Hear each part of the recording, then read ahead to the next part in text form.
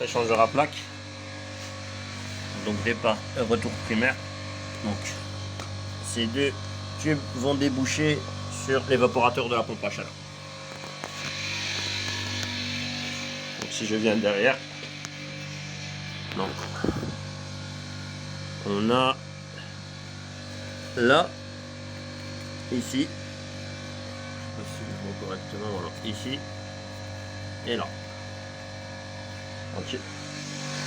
Donc notre évaporateur, il est là à l'intérieur. Donc là et là. Là et là.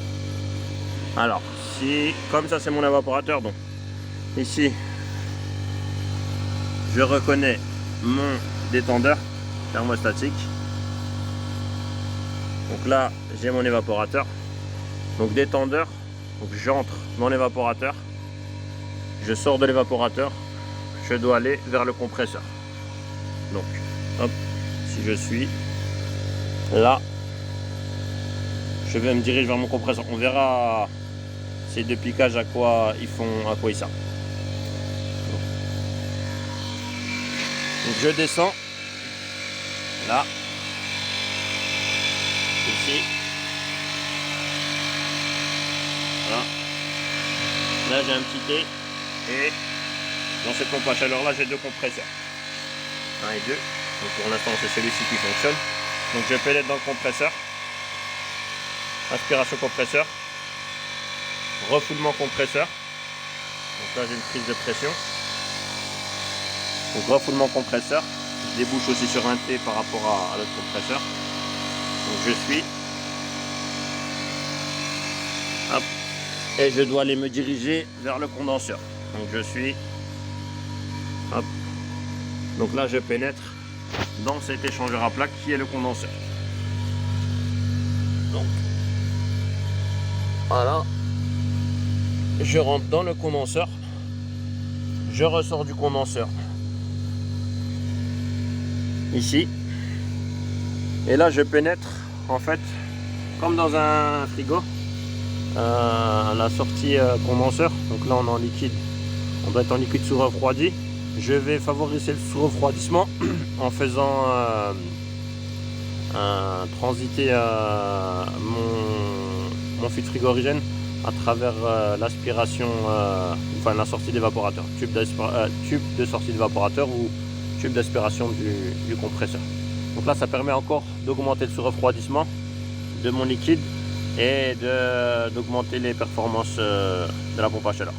Donc ensuite je ressors de mon condenseur, pardon, ça c'est un petit échangeur. Donc là je mets un liquide sous-refroidi, j'augmente le sous-refroidissement.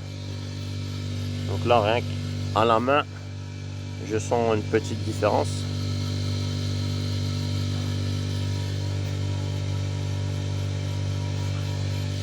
Alors, hop, je vais me diriger là. Donc, je vais sur le filtre déshydrateur.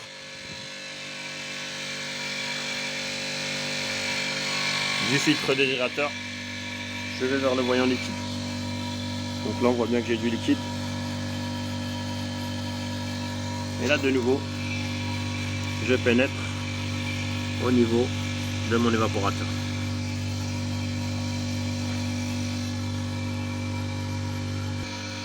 Donc si je reviens du côté du condenseur, donc voilà les caractéristiques.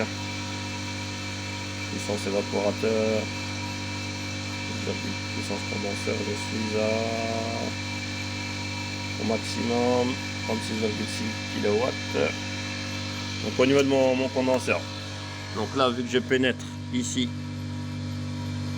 avec mon filtre frigorigène et que je ressors là, au niveau de mon condenseur je devrais pénétrer ici, donc parce que je vais être à contre-courant, favoriser l'efficacité. Je ressors pas, donc là voilà mes deux sorties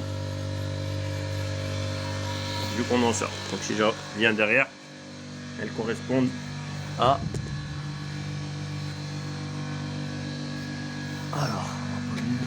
celle-ci et à celle-ci. Donc là j'ai une soupape de sécurité et là je vais me diriger vers le fond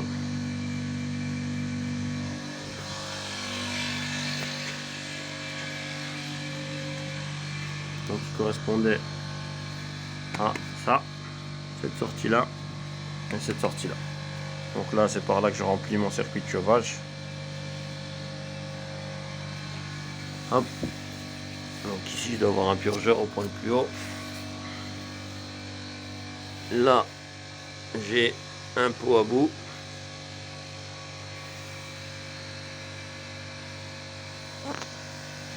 Ok. Donc là simplement quel est le départ, quel est le retour. Donc on a dit tout à l'heure que là à contre-courant, donc si je reviens, on pénètre entrée de l'échangeur, du condenseur, sortie condenseur. Donc mon départ chauffage se fait par le dessus.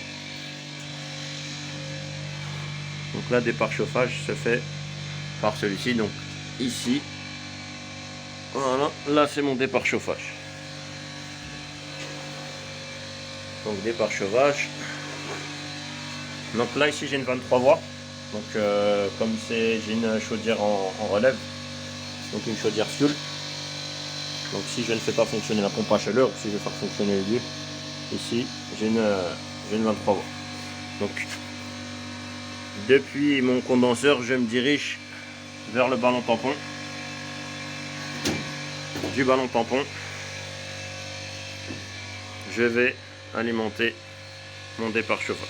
Donc départ chauffage, ok, donc de part et d'autre, là et là, et ensuite retour chauffage. Donc là je vois bien la pompe ici, donc j'aspire bien par le centre, et je refoule par le bas, et là je retourne.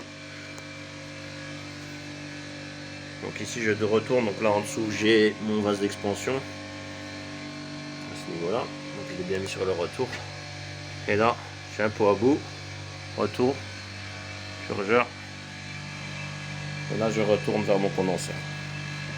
Donc comme ça voilà le circuit hydraulique de la pompe à chaleur au haut. Alors au niveau du départ chauffage, là on a un T. Donc on va soit au niveau du ballon réservoir tampon, ou ici on a un T. Ce T là en fait il permet d'aller alimenter ici mes ballons d'eau chaude sanitaire. Donc là j'ai un départ ici, donc une pompe jumelée pour le départ eau chaude sanitaire. Et là j'ai mon retour d'eau chaude sanitaire qui se fait là. Ok. Et je retourne ici vers ma pompe à chaleur. Donc voilà, dans cette installation aussi, bon, j'ai aussi un bouclage d'eau chaude sanitaire, j'en parlerai peut-être prochainement. Et pour mes ballons d'eau chaude sanitaire, donc là-bas j'ai mes départs retour, donc ce sont mes deux tubes qui arrivent là. Hop. Donc celui-ci. Donc là, j'arrive par le bas du ballon et je ressors par le haut du ballon. Non, pardon, c'est celui-ci.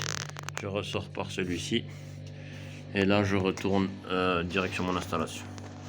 Et le bouclage d'eau chaude sanitaire, c'est celui-ci justement, c'est ce tube là. Donc là tout en bas j'ai eau froide, arrivée d'eau chaude de la pompe à chaleur ou de la chaudière. Retour, donc ça c'est le bouclage de chaude sanitaire.